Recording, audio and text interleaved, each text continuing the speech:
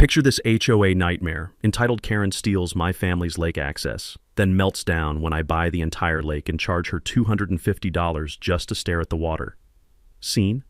Brenda Whitmore, fake blonde HOA tyrant, hosts her posh barbecue on our ancestral shoreline. 40 elites, designer steaks sizzling, her boasting loud about finally banishing the riffraff problem. That's when I stroll up with my ownership papers. The smell of expensive beef mixes with her panic sweat as conversations die. Event fee, $250, I announce coolly, plus $50 per guest. Lakes under new management. Dead silence, then pure chaos. Brenda shrieks extortion, while guests scramble for their cars like roaches when the lights flip on. Coolers tumbling, kids crying, BMW tires squealing on gravel. 6 months of harassment, 17 bogus complaints trying to destroy my electrician's license, all because I didn't fit her community standards. Revenge is a dish best served lakeside. What would you do if your HOA tried to steal access to water you'd used for 20 years? Drop a comment and let me know where you're watching from. Bonus points if you've dealt with HOA drama. My name's Derek, and 6 months ago I thought the biggest problem in my life was my recent divorce. Boy, was I wrong. Turns out, dealing with my ex-wife was like playing checkers compared to the four-dimensional chess match Brenda Whitmore had planned for my life. Let me paint you the picture. I inherited my grandfather's cabin in Pine Ridge, Colorado. Modest two-bedroom place built in 1962, sitting on 3 acres where the deer outnumber the neighbors. Grandpa Joe used to tell me stories about swimming in that lake every summer since he was a kid, back when the biggest controversy was whether trout fishing was better at dawn or dusk. The morning mist rolling off the water, the smell of pine needles mixing with coffee from my thermos, the satisfying crunch of gravel under work boots on that old dirt path down to the shoreline. This place was my church. I work union electrical. Good honest living, calloused hands, the kind of job where you actually fix things instead of just talking about fixing things. After my ex took half of everything, including my favorite coffee mug, which still stings, this cabin was basically my entire net worth. But here's the thing. I was perfectly happy with that arrangement. My routine was sacred. Wake up at 5:30, stumble to the kitchen, grab coffee strong enough to wake the dead, then shuffle down to the lake for a few laps before the rest of the world started demanding my attention. The water temperature in July feels like liquid silk. In October, it'll make you question your life choices, but in a good way. The lake sits about 100 yards behind my property line. 15 acres of water so clear you can see the rocky bottom 12 feet down. Technically belonged to Ezra Kowalski, this 70-something hermit who'd lived in his cabin on the far shore longer than some trees had been growing. Simple arrangement that worked for 60 years. Ezra owned it. Families with historical access used it respectfully. Everybody minded their own business. You know, like civilized human beings. Then the developers discovered our little slice of paradise. Willowbrook Estates. 43 houses that look like they were designed by someone who'd seen pictures of rich people's homes but never actually lived in one. Each McMansion trying to out-Mediterranean the next, squeezed onto lots that used to be meadow where elk would graze. The smell of fresh asphalt and landscaping chemicals replaced wildflower meadows practically overnight. Every house costs more than I'll make in a decade.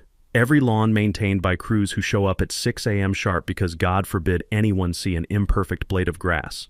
The kind of neighborhood where people buy $80,000 cars to drive 3 blocks to Whole Foods. Enter Brenda Whitmore, HOA president, real estate dynamo, and professional life ruiner. Think Real Housewife meets small-town dictator. Blonde hair that defies both gravity and nature, always dressed like she's expecting cameras, drives a BMW X5 that's whiter than her smile and twice as cold. Her house sits on what the marketing brochures called a premium lakefront lot, which sounds impressive until you realize they built a 4,000 square foot monument to mortgage debt without actually owning an inch of lake access. The first time Brenda graced me with her presence, I was dripping lake water and probably resembling a very content wet dog. She materialized on my dock like some suburban succubus, all fake concern and sugar-sweet venom. "Oh, hello. You must be Derek." The click of her designer heels on my weathered wooden planks sounded like a countdown timer.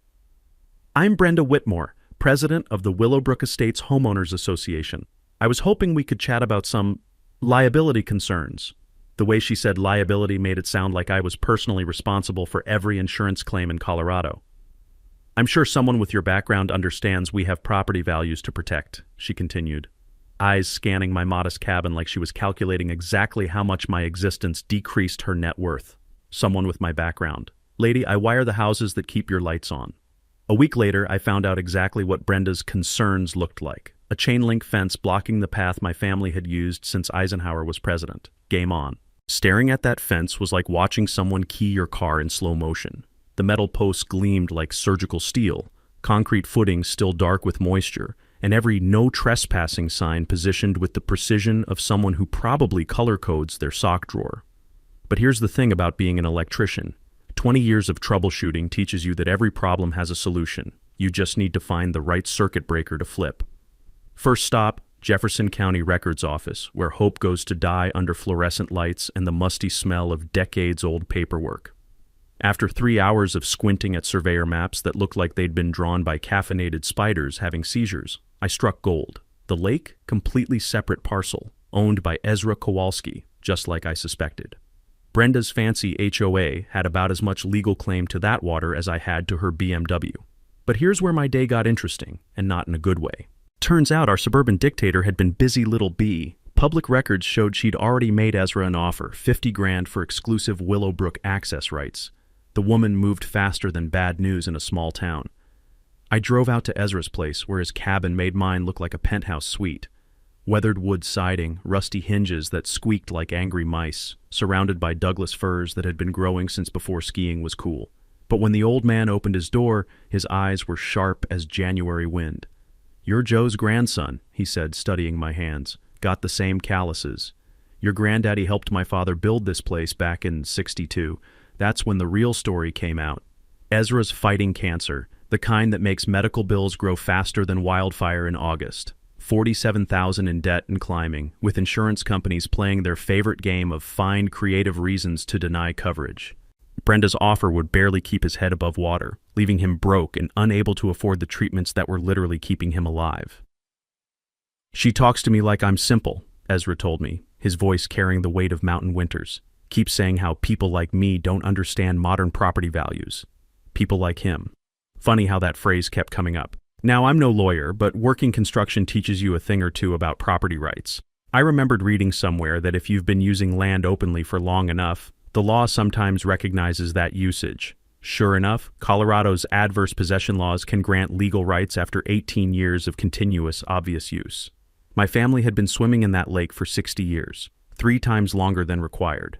The path was worn smooth by 6 decades of bare feet and fishing poles. While I was playing amateur legal scholar, Brenda deployed her secret weapon, a security guard who looked like he'd rather be anywhere else on Earth. "Sorry, man," Bobby apologized, adjusting his radio like it was made of unstable explosives.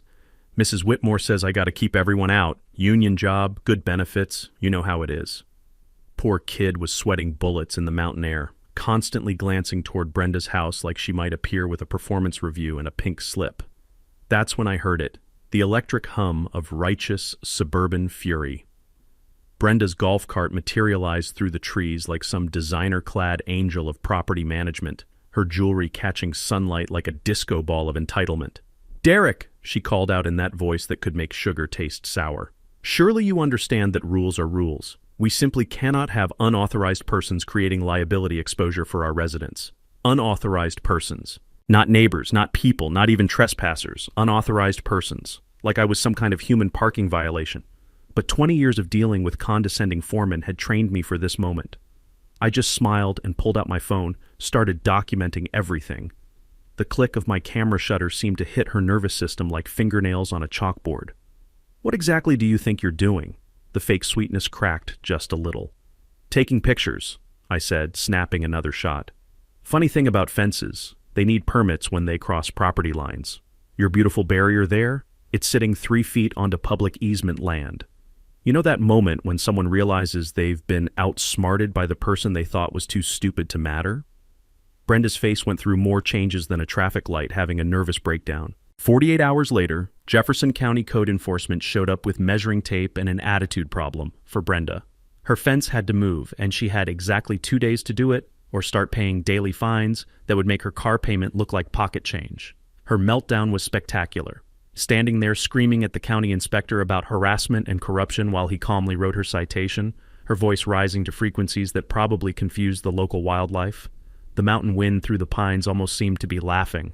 Round 1, working man 1, HOA tyrant 0, but something told me this was just the opening act. If I thought winning round 1 would cool Brenda's jets, I had another thing coming. Apparently, humiliating a control freak in front of county officials is like feeding a gremlin after midnight. Things are about to get a whole lot worse. 3 days post-fence fiasco, my phone rang with news that made my morning coffee taste like liquid regret. Tom Rodriguez, my lawyer buddy who usually calls about fishing trips and football bets, sounded like he'd just watched his truck get repossessed. Derek, we got a problem. Emergency HOA meeting tonight. They're bringing in a sheriff's deputy to discuss vagrant activity and security threats around the lake area. Vagrant activity. That's me, apparently. 60 years of family tradition now classified somewhere between panhandling and armed robbery. I needed intelligence, so I headed to Murphy's Diner where Bobby, the security guard, was drowning his conscience in chocolate pie. The kid looked like he hadn't slept since the fence incident, constantly checking his phone like it might grow teeth and bite him. Rough week? I asked, sliding into his booth. The coffee shop bell jingled as Bobby glanced around like we were conducting a drug deal. Man, she's got me stalking you, he whispered. Photos, timestamps, everything. She wants documentation every time you even look toward the lake. Then he dropped the real bombshell. Brenda had offered him a $1,000 bonus to catch me doing something illegal. She'd been playing amateur photographer with a telephoto lens, hunting for code violations on my property like some suburban paparazzi. She keeps talking about how certain types of people don't understand community standards, Bobby said, then immediately looked like he wanted to disappear into his pie. I'm sorry, man. I need this job, but this ain't right. Certain types of people. Brenda's broken record was getting old fast. That's when I met my secret weapon, Margaret Luca, 68, retired librarian, and the one person in Willowbrook who saw through Brenda's act. Over coffee strong enough to wake the dead, Margaret spilled the neighborhood tea. That woman turned our subdivision into a fascist theme park, Margaret said, her eyes sparkling with mischief. Last month she tried to fine me for the wrong shade of white paint on my mailbox. Wrong shade of white. I didn't even know that was possible. But here's the real juice. Margaret had done her homework. Turns out the Whitmores were drowning in debt faster than concrete boots in deep water. Her husband's restaurant had crashed and burned, leaving them with bills that made my divorce look like a parking ticket. Brenda wasn't just protecting property values. She was fighting for financial survival. She's been promising HOA members that exclusive lake access could boost home values by 20%, Margaret explained. For her house, that's almost $100,000 in paper equity. Suddenly, everything clicked. This wasn't about community standards. This was about cold, hard cash dressed up in suburban righteousness. That night's emergency meeting was pure theater. Deputy Martinez showed up looking thrilled as a root canal patient, while Brenda performed her greatest hits about neighborhood security threats. The assembled homeowners looked like they'd rather be getting colonoscopies. We're dealing with aggressive behavior, possible substance abuse, and complete disregard for our community values, Brenda announced, her voice carrying across the community center like a fire alarm. Substance abuse, because apparently my morning coffee ritual qualified as suspicious activity in Brenda's paranoid universe. She'd even circulated a petition, 37 signatures demanding to ban unauthorized lake access by non-residents. People who probably would have signed a petition to outlaw Tuesday if she'd asked with enough fake sweetness. But Margaret wasn't just sitting there looking pretty. While Brenda delivered her performance, Margaret's phone captured every word, including the moment when our HOA president admitted she wanted to eliminate the riffraff problem to protect our investments. Finally, some honesty about her real motivations. 2 days later, Brenda escalated to full nuclear warfare. She called the state licensing board with a formal complaint about my electrical work, claiming I'd done unpermitted modifications to my own property. I found myself sitting in an office that smelled like burned coffee and bureaucratic despair, getting grilled by inspectors like I was running an underground wire smuggling operation. Carl Washington, the state inspector, spent 3 hours examining every outlet, every switch, every junction box in my cabin. When he finished, he looked almost annoyed. "Your work exceeds current code requirements," he said, closing his clipboard with a snap. "Whoever filed this complaint either doesn't know electrical from plumbing or they're deliberately wasting state resources." But Carl pulled me aside as he was leaving. "Off the record? Someone's targeting you systematically. This was the most thorough false complaint I've seen in 20 years. Watch your back." That's when I realized Brenda wasn't just playing dirty. She was playing for keeps, and I was about to find out exactly how far she was willing to go. Carl's warning turned out to be as accurate as a Swiss watch and twice as ominous. Within a week, Brenda launched a harassment campaign that would have impressed a military strategist, if military strategists specialized in suburban psychological warfare and had questionable taste in bottle blonde highlights. She went after my livelihood with the precision of a heat-seeking missile. 3 separate job sites received anonymous tips about unlicensed electrical work. My foreman at the hospital renovation pulled me aside, looking like someone had told him his retirement fund was invested in monopoly money. "Derek, we got state inspectors crawling over this place like ants at a picnic. Everything's clean, but it's burning time and money we don't have." The smell of fresh drywall dust mixed with my growing realization that Brenda was trying to destroy my professional reputation one phone call at a time.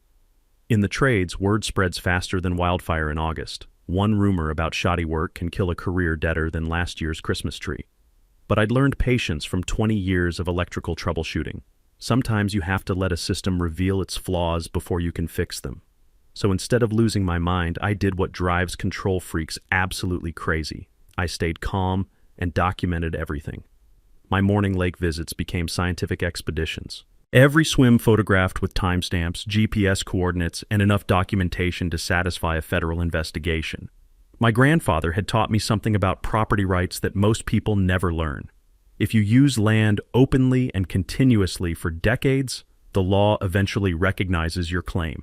Colorado's prescriptive easement laws protect rights earned through consistent use, and my family had been swimming in that lake since before Brenda was born. While building my legal fortress one photo at a time, I spent more hours with Ezra, bringing groceries and fixing repairs around his weathered cabin. The old man's health was declining, but his memory stayed sharp as December wind. Working on his sagging dock, hammer taps echoing across the water like a woodpecker with OCD, he shared stories that went back 70 years. "Your grandpa and my daddy built that fire pit in '63, he said, pointing to stones worn smooth by decades of use. They'd sit there evenings, sharing beer and complaining about taxes, good men who understood what really mattered. That's when Ezra hit me with news that changed everything. His medical bills had exploded to $73,000, but that wasn't the shocking part. The shocking part was what he showed me next. A manila envelope hidden in his kitchen drawer filled with papers that made my electrician's brain start calculating numbers like a slot machine hitting jackpot. "Found these cleaning out Daddy's old filing cabinet," Ezra said. "Some oil company paid us lease money back in the 50s and 60s for mineral rights. Stopped when the company went belly up, but I never understood what it meant." I stared at documents dated 1958, showing lease payments for exploration rights to natural gas deposits under the lake. The original company had dissolved in 1987, meaning the rights reverted to whoever owned the land. And sitting right there in black and white were geological survey reports indicating significant recoverable reserves. My mind raced through possibilities while my hands shook slightly holding papers that could change everything. In today's natural gas market, with Colorado's pipeline infrastructure and new extraction technologies, those deposits could be worth millions, not thousands, millions. "Ezra," I said carefully, "have you shown these to anyone else?" "Nope. Brenda keeps calling about that partnership deal. But I've been avoiding her. Something about that woman sets my teeth on edge. Thank God for small favors." Brenda was so focused on surface rights and lake access that she'd completely missed the real treasure buried beneath the water. Meanwhile, my intelligence network was paying dividends. Margaret had recorded another HOA meeting where Brenda's mask slipped completely. Over coffee that could strip paint, Margaret played back audio of our suburban dictator discussing demographic management and maintaining property value integrity. She actually used the phrase, "keeping out undesirable elements," Margaret reported, her librarian instincts offended by such blatant prejudice. Woman doesn't even pretend to hide her discrimination anymore. But Brenda's desperation was reaching new heights of crazy. Bobby confided that she'd been conducting surveillance on my property like some discount private investigator, photographing everything from my truck to my electrical meter. "She's got files on you thicker than a phone book," Bobby whispered during our weekly diner confessions. "Even called the IRS, claiming you're hiding income from side jobs." That almost made me snort coffee through my nose. The IRS investigating a union guy who reports every penny and saves receipts like they're family heirlooms? Brenda clearly didn't understand working-class survival tactics. The breaking point came when she hosted her lakeside barbecue. designer furniture scattered across Ezra's shoreline like she'd already won. Expensive steaks sizzled while she loudly announced plans for exclusive community amenities and proper access management. But sitting in my truck that evening, holding Ezra's mineral rights documents, I realized Brenda had no idea what she was really fighting for. Time to show her exactly how much this lake was worth. Holding those yellowed papers in Ezra's kitchen felt like discovering buried treasure in your grandmother's attic. Except this treasure was sitting under 15 acres of lake water, and I was probably the only person within 50 miles who understood what I was looking at. The mineral lease documents told a story that would make Brenda's designer handbag collection look like spare change. Back in 1958, Rocky Mountain Energy Corporation had paid Ezra's father $500 a year for exploration and extraction rights to natural gas deposits beneath the lake. The company went belly up during the 80s oil crash, and all rights reverted to whoever owned the land. The smell of Ezra's decades-old coffee mixed with my rising excitement as I studied geological surveys that read like a roadmap to financial freedom. These weren't maybe possibly estimates. We were talking documented, drillable natural gas reserves worth potentially millions in today's market. I spent 3 sleepless days researching Colorado mineral rights law, pipeline infrastructure, and extraction regulations. Turns out our little mountain lake sat perfectly positioned near existing pipeline networks, and new environmental standards actually made small-scale extraction more profitable than ever. Conservative estimates put recoverable value between $2 and $3 million over 20 years. My hands shook like a caffeinated chihuahua as I ran the numbers. Ezra could fund his cancer treatment, pay off every debt, and live like a king for the rest of his days. His nephew Marcus wouldn't have to sell the family homestead. And if I played this right, I could secure permanent lake access while helping a man who'd shown my family nothing but kindness for 60 years.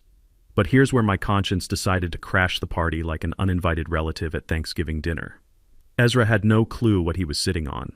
The old man was facing foreclosure over $73,000 in medical bills while unknowingly owning mineral rights worth more than Brenda's entire McMansion. I could buy those rights for peanuts, let him think he was getting charity, and walk away wealthy enough to buy out the whole subdivision just to spite everyone. The moral weight of that opportunity sat on my chest heavier than a truck transmission. This wasn't some faceless corporation or government bureaucrat. This was a sick old man who'd treated my grandfather like family. So I made the choice that probably cost me a fortune, but guaranteed I could look at myself in the mirror without cringing. "Ezra," I said, spreading the geological surveys across his kitchen table like we were planning a military campaign, "you need to know what you really own here." For the next hour, I explained mineral rights, natural gas extraction, and current market values in terms that made sense to a man who'd survived 7 decades of mountain winters without losing his marbles. Ezra listened with the patience of someone who'd learned that life's biggest surprises usually come wrapped in boring paperwork. When I finished, he sat quiet for a moment that stretched longer than a bad country song, staring at documents that had just transformed from family memorabilia into life-changing opportunity.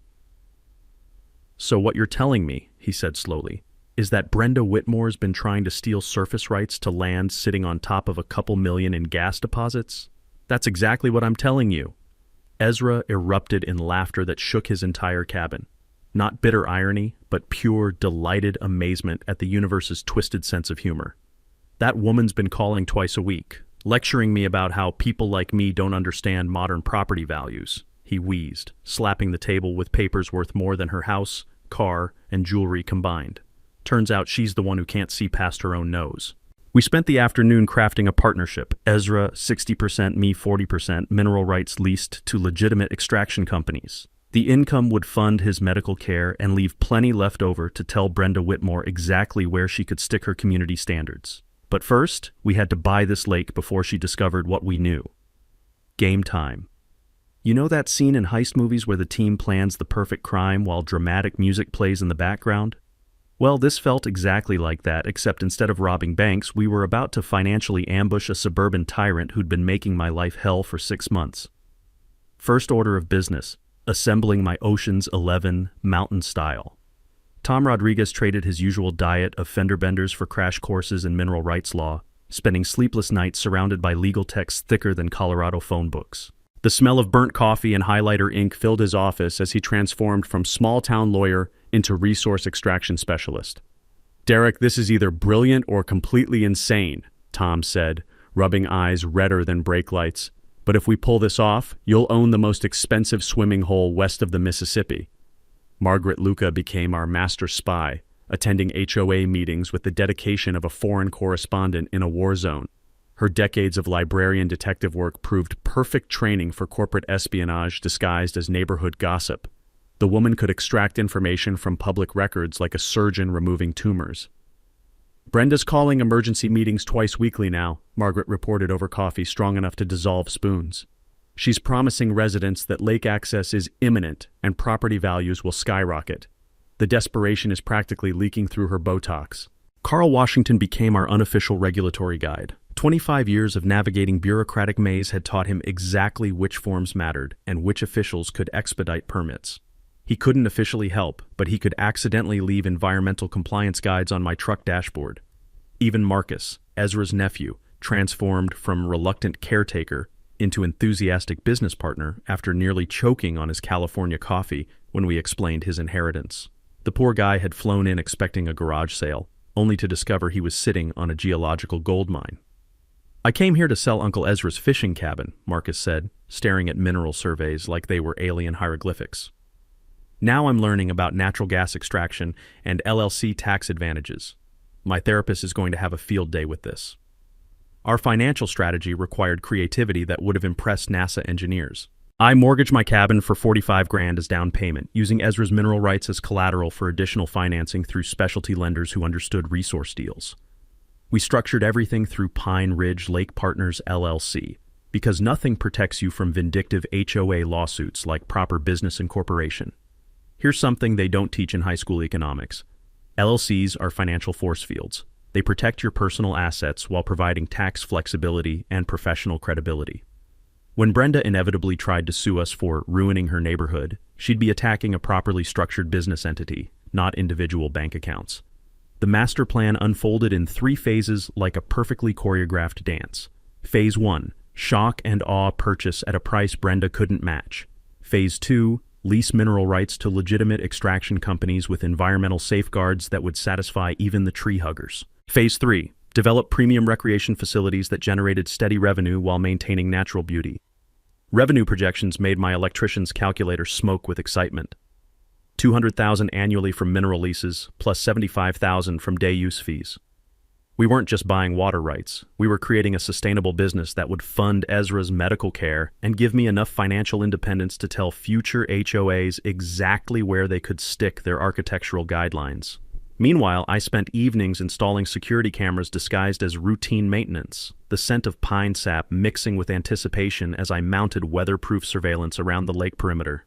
Professional boundary signs came next, tasteful wooden posts that established ownership without resembling military checkpoints. The permit pricing system took weeks to perfect. $50 for individual day use seemed reasonable, enough to limit crowds while generating income. Special events like weddings or corporate retreats would command premium rates. $250 felt appropriate for groups wanting exclusive access. Something told me Brenda's future barbecues would fall into that category. Our intelligence network operated smoother than high-end bourbon. Margaret recorded every HOA meeting, documenting Brenda's increasingly frantic promises about imminent lake access. Bobby provided early warning about his employer's schemes, and Carl monitored any new harassment complaints filed against me. The environmental partnership proved unexpectedly valuable. Colorado offered grants for wildlife habitat preservation, and our lake supported protected waterfowl species. Partnering with state fish and wildlife could provide tax benefits while generating positive publicity for our conservation through responsible recreation model. But the sweetest part of our plan was the timing. We scheduled closing for Friday afternoon when Brenda would be showing overpriced houses to unsuspecting buyers. All paperwork pre-approved, funds in escrow, immediate possession upon signature. By the time she realized what happened, we'd already be posting private property signs. Thursday night, I sat on my deck with a beer, watching loons call across water that would soon belong to us. The irony was delicious. Brenda had spent months trying to steal access from a working-class electrician, never realizing she was fighting over the most valuable piece of real estate in the county. Tomorrow, everything changed. Time to show Little Miss HOA president what real power looked like. If I thought Brenda was desperate before, I clearly underestimated what a cornered suburban dictator would do when her financial survival hung by threads thinner than her fake eyelashes. What happened next made her previous harassment look like a friendly disagreement over mailbox colors. It started when she somehow figured out I'd been meeting with Ezra regularly. Tuesday morning at Murphy's Diner, I'm trying to enjoy eggs that didn't deserve the drama about to unfold when she materializes like a designer-clad demon, sliding uninvited into my booth.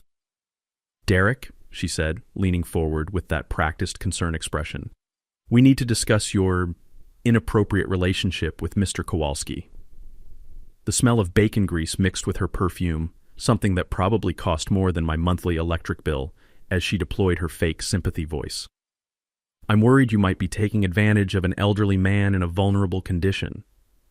Taking advantage. This from a woman who'd been circling Ezra like a vulture in Versace, trying to steal his property for coffee money. But Brenda had been busy playing detective with someone else's credit card. Within days, a private investigator had excavated every financial detail of my divorce, my recent money troubles, and probably my grocery receipts from last Christmas. The information spread through Willowbrook faster than gossip at a church picnic. "Did you know Derek's facing serious financial pressure?" she mentioned casually at HOA meetings, according to Margaret's spy reports. "Suddenly very interested in befriending poor Mr. Kowalski right when he needs to sell property. Quite a coincidence." Then Brenda crossed a line that would have made loan sharks uncomfortable. She actually drove to the cancer center and confronted Ezra during his weekly chemo treatments, bringing 2 HOA witnesses like she was serving a warrant. "She stood right there in the treatment room," Ezra told me later, his voice shaking with exhaustion and fury, "telling me how you were manipulating my judgment for financial gain. Had the nerve to lecture a sick man about being gullible while poison dripped into my veins. Hospital security escorting a HOA president for harassing cancer patients. Even for Brenda, that was Olympic-level awful that impressed nobody and horrified everyone with functioning consciences. Meanwhile, my professional life became a bureaucratic hurricane designed by someone with serious control issues and unlimited time to make phone calls. The state licensing board received complaints about my work that got more creative each week. Someone reported my truck as abandoned commercial equipment on public roads. Code enforcement got anonymous tips about unpermitted structures that had been grandfathered since Johnson was president. "This is systematic warfare," Carl Washington warned me after the 5th inspection in 10 days. "Someone's working through every agency that might regulate anything you do, filing complaints like it's their full-time job." The worst part was watching contractors get nervous about hiring the electrician whose name kept appearing in state investigations, even though every inspection cleared me completely. The smell of worry mixed with concrete dust as project managers pulled me aside, asking if I was having legal problems that might affect their timelines. But Brenda's final gambit shocked even my cynical expectations. She ambushed Marcus outside Ezra's cabin, waving a cashier's check like she was performing an exorcism with money. $85,000 cash today, she announced, according to Marcus's stunned phone call, plus $10,000 extra for your personal inconvenience. Personal inconvenience, bribery disguised as travel expense compensation. She kept insisting Uncle Ezra was being conned by predators, Marcus reported, sounding like he'd witnessed an alien abduction. Then she hands me this check and says all I need to do is convince him to sign papers she'd already prepared. That's when Marcus dropped the bombshell that made my blood freeze. Brenda had actually forged preliminary sale documents, complete with signatures she claimed showed Ezra's intent to sell. She'd been preparing to close a deal based on fabricated paperwork. "The documents looked official," Marcus said. "If I didn't know better, I might have believed Uncle Ezra had already agreed to sell." Forgery, elder abuse, harassment, bribery, and fraud wrapped in suburban entitlement that would have impressed organized crime bosses. This woman had escalated from petty HOA tyranny to actual felonies without missing a beat. But here's the beautiful irony that kept me warm at night.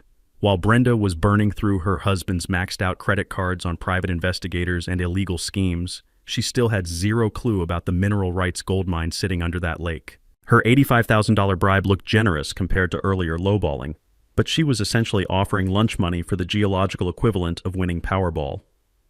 Thursday evening, I got the call that changed everything. Tom Rodriguez, voice tight with excitement and disbelief. "Derek, we need to move fast. Brenda's lawyer just filed an emergency injunction claiming Ezra lacks mental capacity for major financial decisions. They're trying to stop tomorrow's closing." Suddenly, Friday wasn't just closing day anymore. It was D-Day. Thursday night's emergency injunction hit like a lightning bolt through a clear sky. At 11:47 p.m., Tom's call delivered news that made my blood pressure spike higher than Colorado mountain peaks. "They're claiming Ezra has dementia," Tom said, his voice vibrating with barely controlled rage. "Brenda's hired gun filed papers stating he's mentally incompetent to make major financial decisions. They want court-appointed guardianship to review all his affairs." Mental incompetence. The woman who'd been terrorizing a cancer patient was now claiming the sharp-minded old man who could recite fishing stories from 1963 lacked capacity to manage his own life. Friday morning felt like suiting up for the Battle of Gettysburg. I arrived at Rocky Mountain Title to find Brenda's legal army already fortified like they were defending Fort Knox. James Crawford, her $500 per hour hired gun, commanded the conference table like a general planning nuclear war.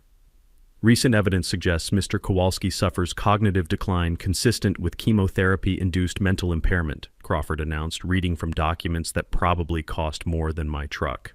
"Our psychiatric evaluation indicates diminished capacity for decisions of this financial magnitude." Psychiatric evaluation. Some rent-a-doctor who'd probably examined Ezra for 5 minutes and pronounced him unfit based on Brenda's coaching. But here's where desperation made Brenda sloppy. While she was playing courtroom games, Marcus had orchestrated something beautiful: independent cognitive assessment by Dr. Sarah Mitchell, Jefferson County's own elder care specialist who couldn't be bought, bribed, or bullied. The smell of recycled air and nervous tension filled the title office as Dr. Mitchell delivered her verdict with scientific precision. "Mr. Kowalski demonstrates complete cognitive function appropriate for his age and education. Memory, reasoning, and decision-making capacity all test within normal parameters." Crawford's complexion cycled through more colors than a mood ring in a microwave. Furthermore, Dr. Mitchell continued with the authority of someone who'd spent 30 years evaluating mental capacity. "Mr. Kowalski expressed clear understanding of this transaction, its financial implications, and his personal motivations for proceeding. Zero evidence of coercion or diminished judgment." That's when the star of our show made his entrance. Ezra rolled into the office in a wheelchair pushed by Marcus, looking like a mountain patriarch temporarily trading flannel for legal warfare. Chemo had weakened his body, but his eyes burned with clarity that could cut diamonds.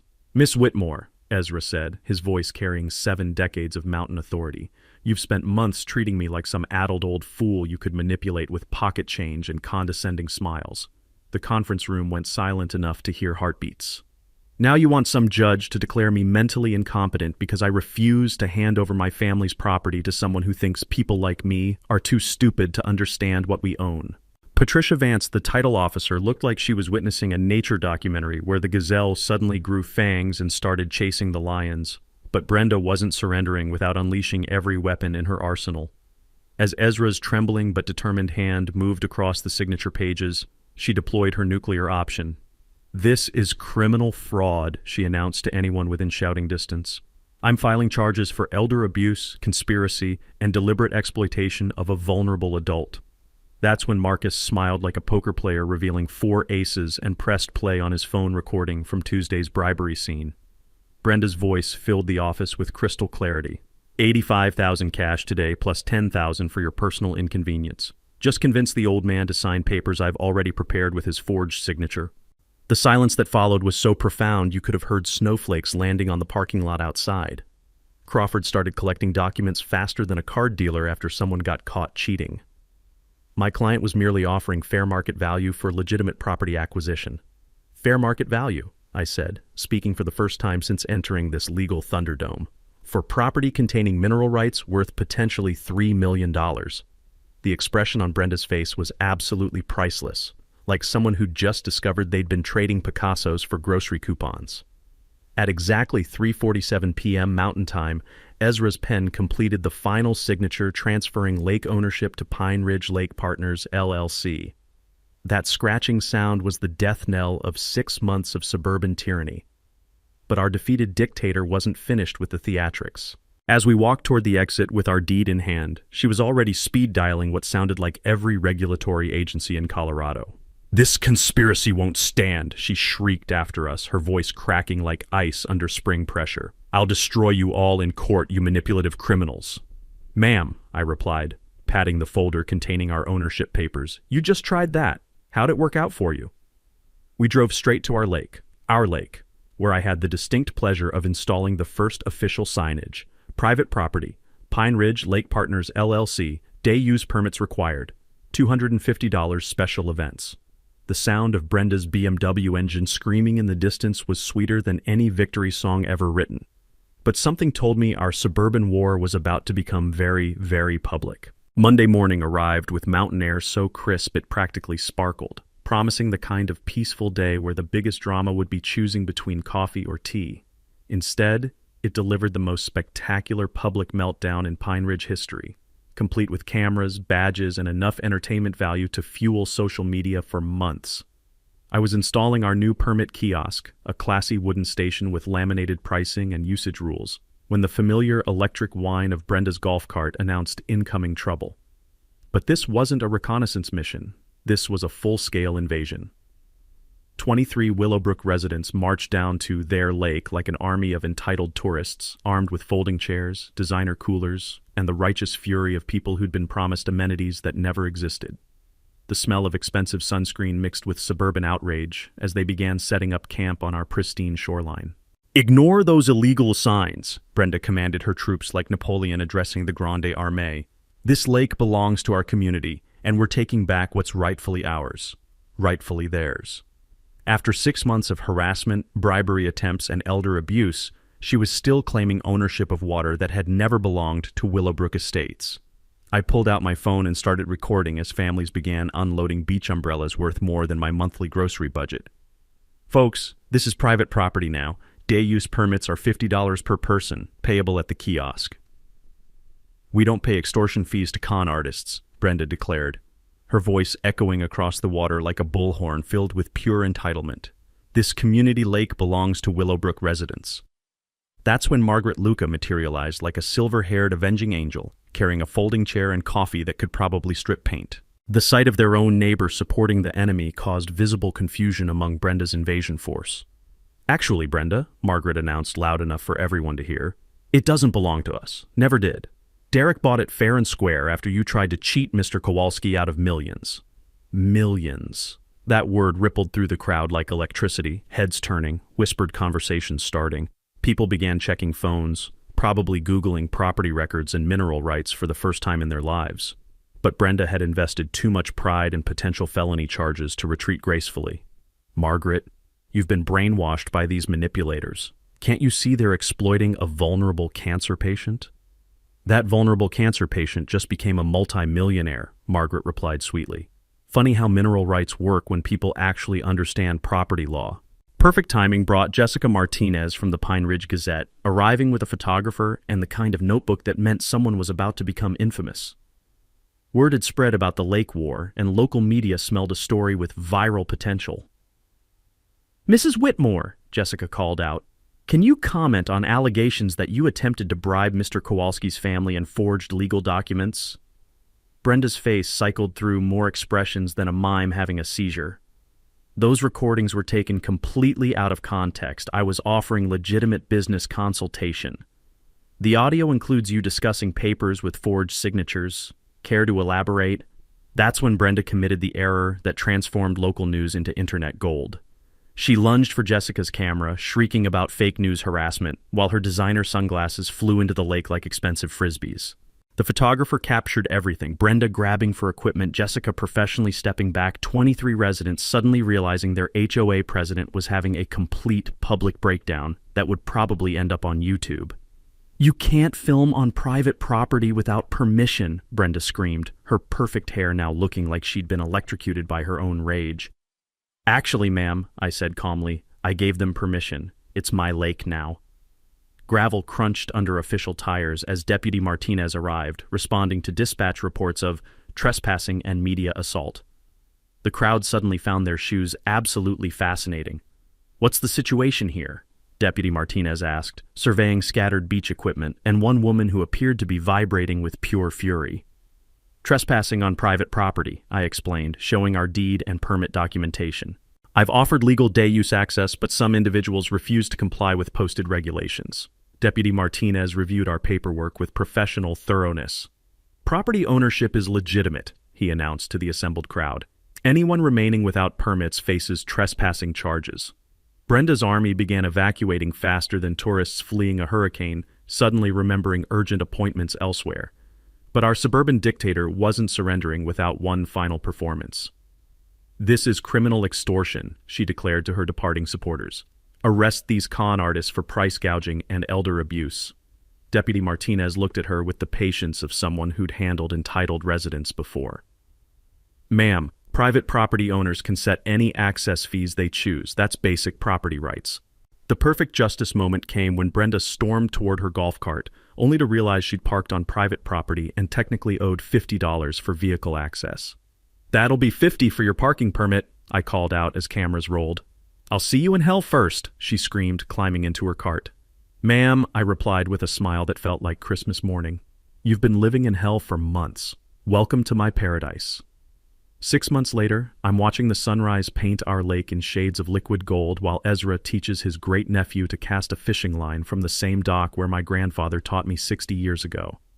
The circle of life continuing, just as it should. The immediate aftermath of Brenda's viral meltdown was swift and brutal. Jessica's article, complete with photos of our suburban dictator attacking journalists, exploded across social media faster than gossip at a church social. HOA Karen attacks reporter over lake she never owned, got shared over 100,000 times, turning Brenda Whitmore into the internet's favorite example of entitled neighbor behavior gone completely wrong. Within 2 weeks, our harassment lawsuit resulted in a restraining order and $25,000 in damages, money that helped fund our first conservation improvements. The criminal charges for elder abuse and document forgery earned Brenda 6 months probation and 200 hours of community service cleaning public bathrooms, which seemed appropriately humbling for someone who'd spent months treating working people like dirt. Facing foreclosure and social media infamy, the Whitmores fled to Denver where nobody recognized them from viral videos. Their McMansion sold for 60% of its original price, becoming a cautionary tale about the cost of suburban tyranny. But our real victory was what grew from the ashes of their defeat. Pine Ridge Lake transformed into Colorado's premier example of conservation through community partnership. The natural gas extraction generated $180,000 annually with zero environmental impact, funding Ezra's complete medical care while creating an endowment that protects the lake forever. State wildlife partnerships brought $75,000 in habitat grants, restoring wetlands that hadn't existed since the 1940s. Our day-use permit system became a model studied by other communities. $50 individual access kept crowds manageable while generating $95,000 yearly.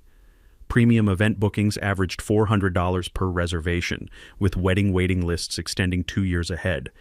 We weren't just making money, we were proving that environmental protection and economic success could thrive together. Ezra's transformation was nothing short of miraculous. The man who'd faced foreclosure over medical bills now had guaranteed health care for life, plus enough income to spoil every great-grandchild in 3 states. His cancer went into complete remission, his energy returned, and most importantly, his dignity was fully restored. He became our unofficial lake historian, teaching visiting school groups about wildlife conservation and family traditions. "Your granddaddy always said this water brought out people's true character," Ezra told me last week, watching eagles nest in trees we'd helped restore. He just never mentioned it would also make us rich while doing it. Margaret Luca's election as HOA president ended Willowbrook's reign of terror, replacing petty regulations with community barbecues and neighborhood cooperation.